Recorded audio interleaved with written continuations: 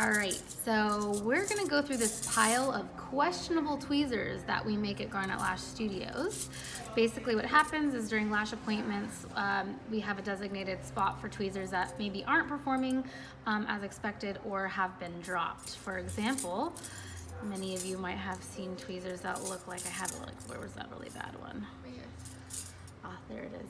Look at that. I don't know if you can see how bad that bend is, but we've all seen some pretty bent tweezers. Anyway, all right, believe me when I say they're bent. Basically, what I love about using two precision straight tweezers is that it's easy to straighten them out on each other. So what I recommend doing is taking two tweezers and having them point away from you, using your thumbs towards the tips so that you can use a lot of force. You're gonna take one tweezer and you're gonna kind of squeeze it on the tip to make sure to apply enough pressure to straighten it out. And what I'm doing is I'm kind of approaching it at different angles. I'm putting the tweezer together and I'm squeezing them together, and then I'm taking each side of it and I'm smashing it flat in between this thicker part of the other tweezer. This works really well when you have little minor bends at the tips, and it can make your tweezers, take your tweezers from non-functional to fully functional. After I'm done straightening out the tips, what I often do is I will put them together to see how the tip is coming together. If one side, I know it's kind of blurry, I'm gonna try to focus it here.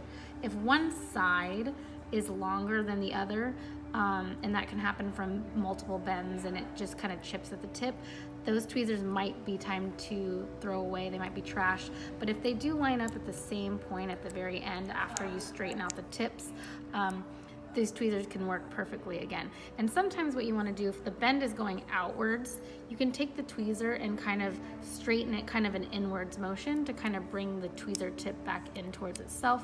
But this is a really good way to kind of just ensure that your tweezers are performing.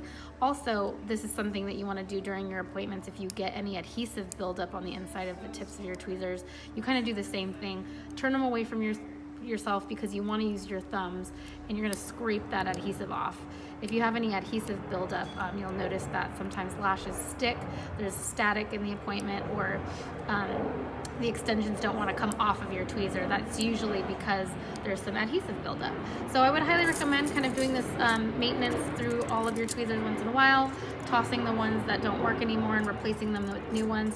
And I always suggest having a backup. So just in case you have tweezers that aren't working, you always have more to go to.